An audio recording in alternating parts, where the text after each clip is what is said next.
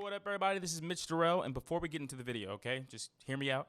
I got 3 huge favors to ask, okay? 3 typical YouTube favors, okay? So one, can you hit the like button, okay? The like button, just that little thumbs up. You just click that real quick. We'd appreciate that.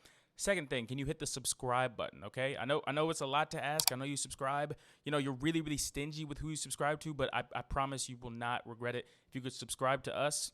And the third thing, if you could hit the bell, just so you'll be notified anytime we post anything, okay? So those 3 favors, I'll be forever indebted to you. I appreciate it, okay? And while you're at it, if you could go ahead and check out my guys at tbk247.com as we change the culture for God.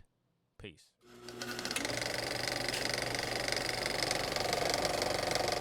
So do you, and that's where the thing comes where it's like, would you consider yourself part of Christian hip hop or like part of the Christian hip hop?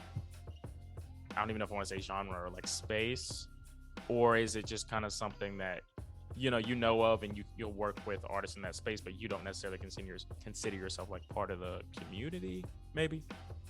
Yeah, so I decided to basically niche down to Christian hip hop just because I felt like, man, why not? Like, because at least I have a connection there, and it's so much easier to network with people when you have a connection. Like, if you all went to the same university, like that's the connection that you have, or you went to the same high school, or you enjoy BMWs, whatever it is, like you got that similarity.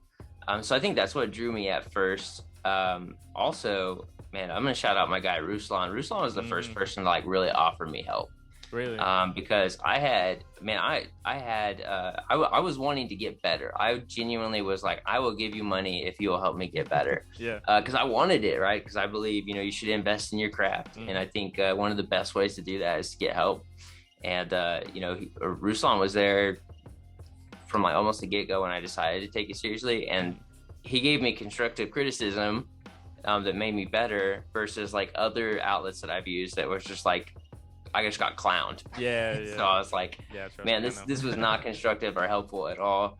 And so, man, shout out Ruslan, because this was before, like, he was making all the, he was big, the thumbnails. But no, I gotta give him a hard time. But yeah, he came in big for me, and he welcomed me, and that was really what kind of initialized me into, okay, I'm gonna do Christian hip hop, because like he was the one that encouraged me to go release his singles rather than be a behind the scenes producer.